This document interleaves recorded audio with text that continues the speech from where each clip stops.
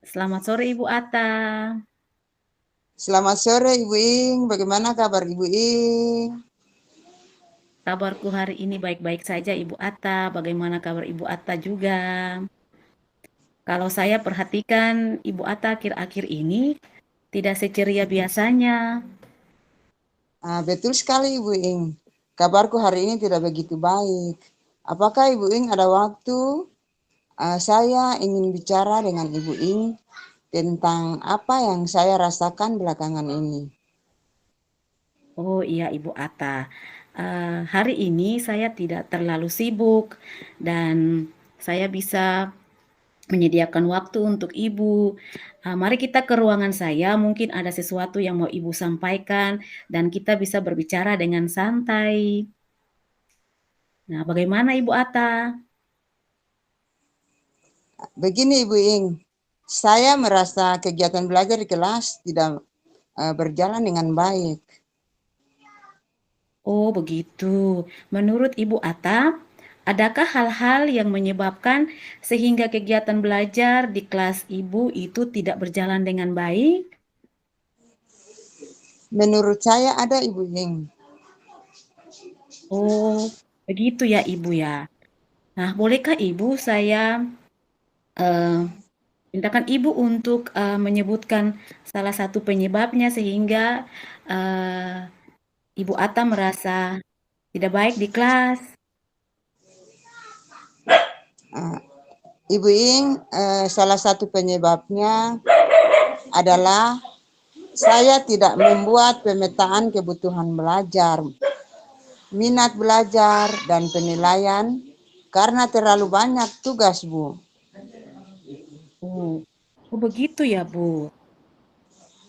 Seandainya kalau tugas Ibu terlalu banyak dan Ibu tidak bisa melakukan kegiatan yang tadi Ibu sebutkan, maka Ibu harus membagi waktu dengan baik, supaya semua yang Ibu kerjakan itu bisa terselesaikan dengan baik, termasuk dengan uh, tugas Ibu untuk membuat pemetaan kebutuhan belajar, minat belajar murid, dan juga membuat penilaian dan tugas-tugas lain yang Ibu kerjakan.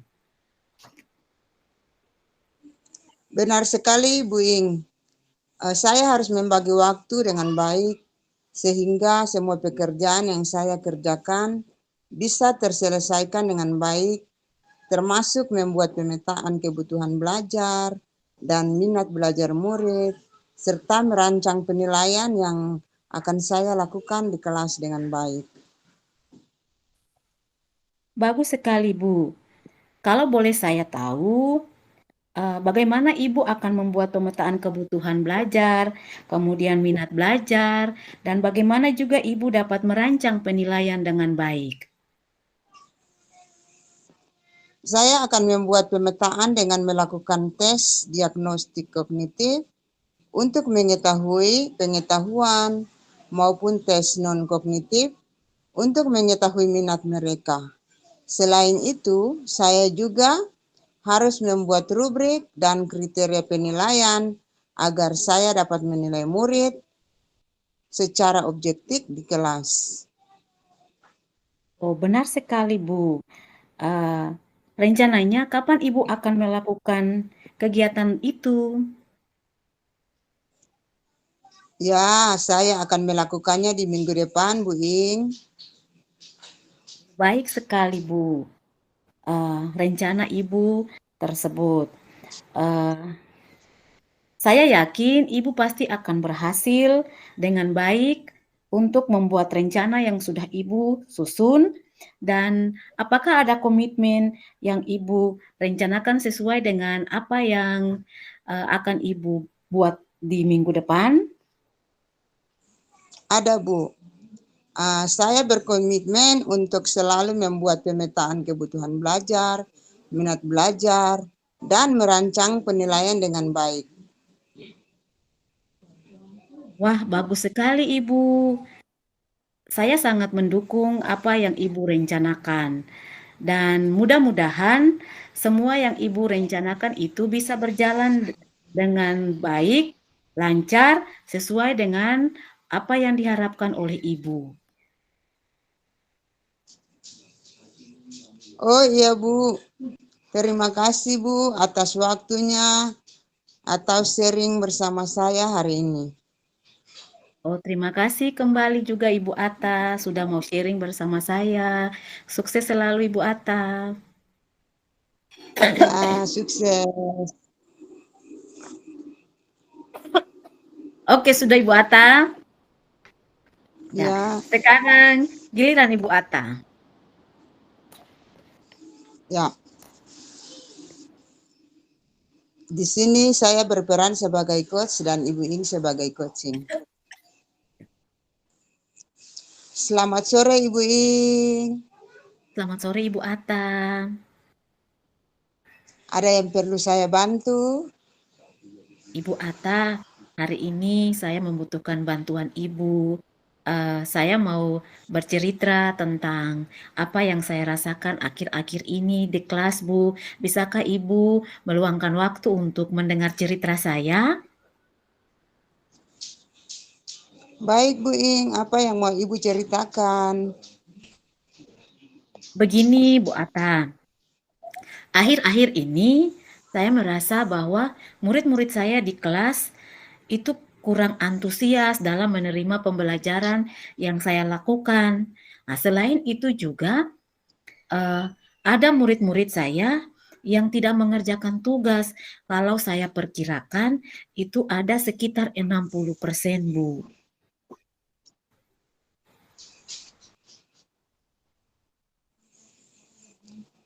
Jadi menurut Ibu Ing, apa yang Ibu harapkan dari percakapan kita hari ini Bu? Saya mengharapkan Ibu Atta bisa membantu saya sehingga saya dapat menemukan uh, solusi untuk permasalahan yang saya hadapi tentang uh, siswa saya yang kurang antusias dalam menerima pelajaran di kelas dan kemudian siswa saya yang uh, tidak membuat tugas dalam jumlah yang sangat banyak, Ibu Atta.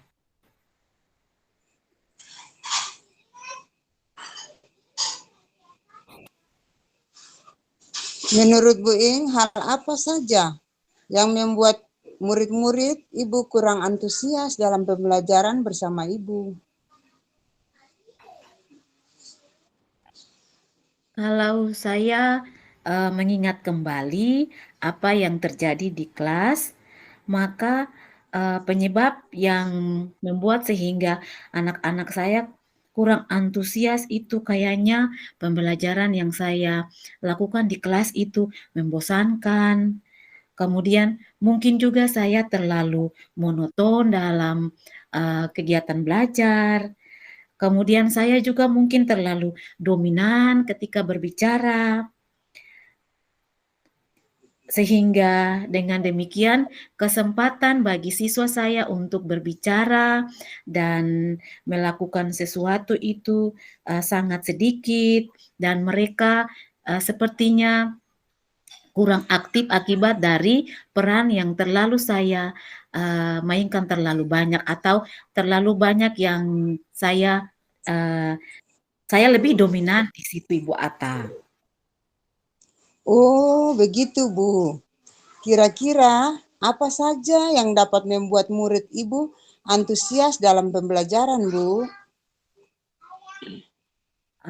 Menurut saya, murid-murid akan antusias dalam belajar apabila pembelajaran yang saya lakukan itu asik, tidak monoton, tidak membosankan, kemudian pembelajarannya berpusat pada mereka sehingga mereka merasa senang dan mereka terus mau belajar bersama saya, Bu. Wah, saya sependapat dengan Ibu Ing. Lalu menurut pendapat Ibu, apa saja yang bisa membuat murid-murid asik dan tidak bosan pada pembelajaran Ibu? Menurut saya, Ibu Atta, kalau pembelajaran yang asik itu apabila pembelajaran itu berpusat pada siswa-siswa yang ada di kelas. Kemudian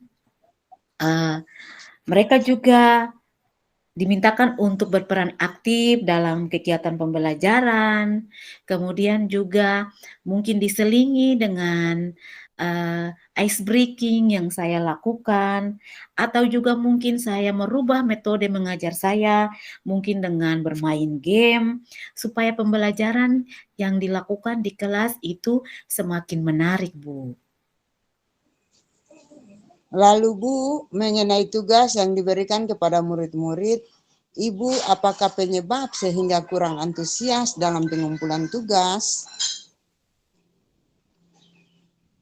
Saya berpikir Ibu kemungkinan karena tugas yang saya berikan itu terlalu banyak, kemudian ada banyak-banyak pertanyaan yang saya berikan kepada mereka, kemudian juga saya tidak mencantumkan atau memberikan sumber belajar yang harus mereka temukan untuk membuat tugas, sehingga dengan demikian mereka mungkin Ibu kesusahan dalam membuat tugas tersebut.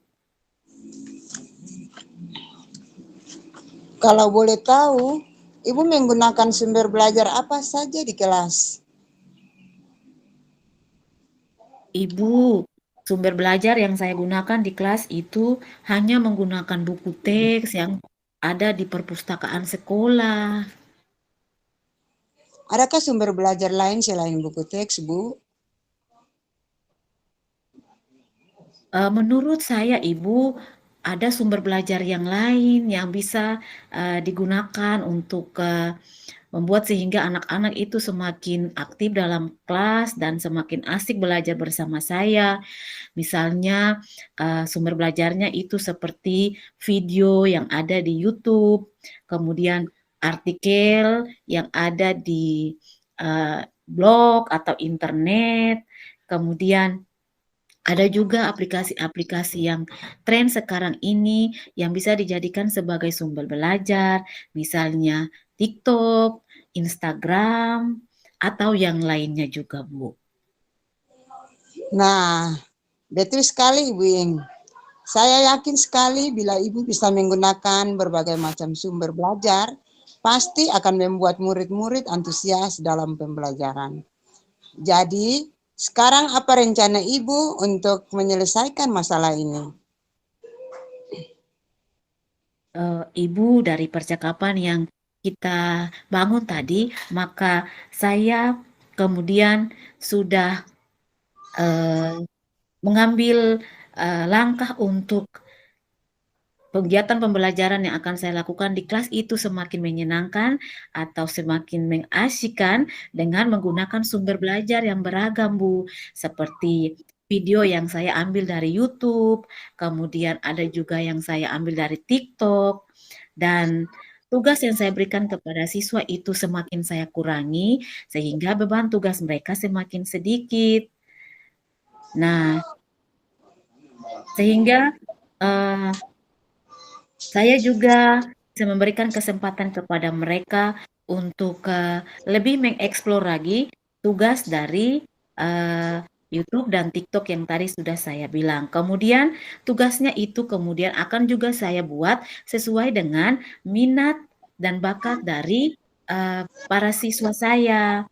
Nah, istilahnya saya akan melaksanakan pembelajaran berdiferensiasi, sehingga anak-anak bisa membuat tugas sesuai dengan minat mereka masing-masing, sehingga mereka kemudian menjadi senang. Contohnya saya akan menggunakan buku drama, kemudian lagu, puisi, pantun, dan lain-lain sebagainya, Bu. Wah, bagus sekali rencana Ibu Ing. Mudah-mudahan berhasil. Apakah komitmen Ibu terhadap rencana Ibu ini? Ibu, saya berkomitmen untuk membuat rencana pembelajaran yang mengasyikkan dengan menggunakan banyak sumber belajar, sehingga siswa bisa bereksplorasi dan mereka bisa merdeka dalam belajar. Mereka juga bisa belajar sesuai dengan minat dan bakat mereka masing-masing tanpa ada paksaan dari saya, Bu. Nah, kemudian nanti Saya juga akan serahkan pemilihan sumber belajar itu terserah kepada mereka. Apakah mereka mau menggunakan video dari YouTube, kemudian mereka mau menggunakan TikTok dan lain-lain sebagainya, Bu. Wah, bagus sekali Ibu Ing. Saya sangat mendukung. Mudah-mudahan semua berjalan lancar dan sesuai harapan yang Ibu Ing harapkan. Terima kasih Bu Atta atas waktunya untuk hari ini bisa sharing bersama-sama dengan saya. Saya sudah dapat solusi dari masalah yang saya temukan. Mudah-mudahan saya dan teman-teman guru yang ada bisa menjadi guru yang selalu dirindukan oleh murid-murid. Amin. Terima kasih Bu Atta. Terima kasih, Ibu Ing.